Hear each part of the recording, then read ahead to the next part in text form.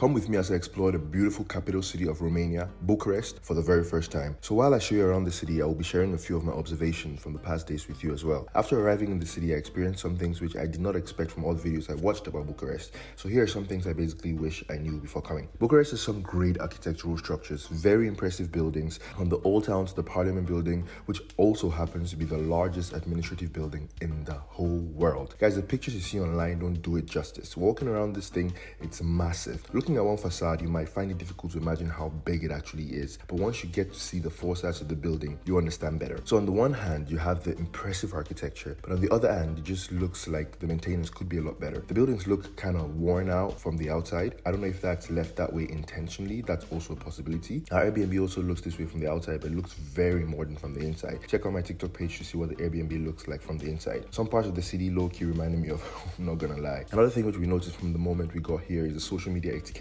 I've been to Poland already, so I got my fair share of being stared at and not getting responses when I greet people on the streets. But some people in Bucharest took it to a whole nother level. As someone who likes to interact with locals when I travel, this was really a bummer for me. Everywhere we went, the people were very nice. They don't talk much though, but I would like to believe the language barrier has a huge role to play in that as well. So be mindful if people don't use too many words with you. It might just be the language barrier. I think booking a local guide for like a historical city tour might help if you really want to interact with locals who also want to interact with you. However, as a content creator and traveling with a fellow content creator, I did not expect what I experienced. So regularly, while filming ourselves on the streets, you would have people stare very weirdly and intensely at us. Some would, in a very fun way, try to include themselves in the videos as well, either by yelling in the background or jumping in the frame. For the most part, we just found it funny. One time, we were filming ourselves walking through the mall, and the security guard came and asked us to stop, which we did. As someone who travels a lot, I've rarely experienced this in the capital city, so I was confused. I then went to TikTok to see if I could get more information about this. And when I tell you, some people on there were really not having it, they were not having it. At this point in my social media journey, if I were to get a cent for every time I got told to go back to Africa, I would be a millionaire by now, legit. I shall not say more about that. If you want to know more about it, check out my TikTok page and read the comments for yourself. But just be aware, if you are going to Bucharest and want to film content outside in malls or in public spaces,